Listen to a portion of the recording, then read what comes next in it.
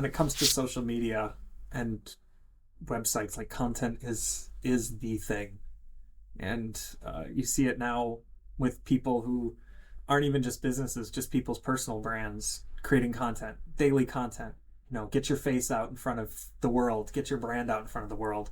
It's not only content that you are putting out and, like businesses, you're selling with the content, but you're also creating this content to populate your pages, whether it's SEO, whatever. It draws people in with it. You want to create some engaging things, both visually and thematically, to kind of capture people's attention in that way. And so I think a lot of the stuff that I create, the video side of things, I try to make sure that it's both entertaining and informative. And as I've moved away from, the technical things, I really like to humanize these businesses through the content that I create. And so that's why I'm always big on like putting someone in front of the camera. I want you talking about not just this machine cuts at this speed and does this amount of parts per minute and things like that, because if somebody really wants to know that, they'll ask for the technical data, they'll ask for that information if they're interested in making a purchase. But when they're learning more about the company and the product, there's a lot more that, when you have a lot of companies you're comparing that are all providing very similar machines, very similar product, it comes down to price, comes down to technical capacity of the machines, but also, who do you want to work with? Who do you want to have a good relationship with? And so a lot of the focus on some of the videos is just how, like with case studies, a company can have a partnership with the person that they're supplying their machine to, and how it can go both ways. And so it's really cool when I get to go into these places and I hear about not only how a machine changed a company's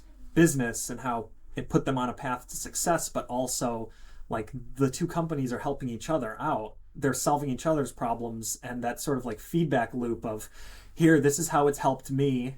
This is how I think it could help me better. I would really love to see this. And both companies are growing in that regard.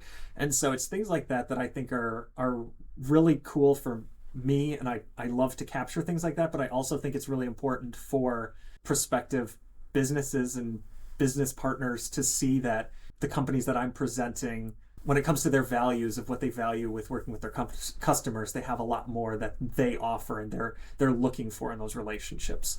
So I guess that's just a long-winded way of saying that I think the content's really important, because I think it gives, you can write articles, you can have it written on your website, but with the visually engaging aspects of the video, especially, scrolling through your feed and you see a 15-second clip of this company, but you see somebody who's in a facility like yours, they're the same size manufacturer, and they're talking about how this like changed their life. Like, I think that's really impactful.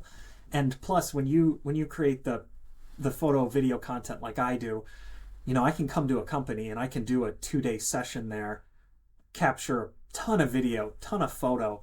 Not only can it be used on the website, used in their social campaigns, but I mean, that's stuff that can be repurposed over and over and over in many different ways, recut into different pieces.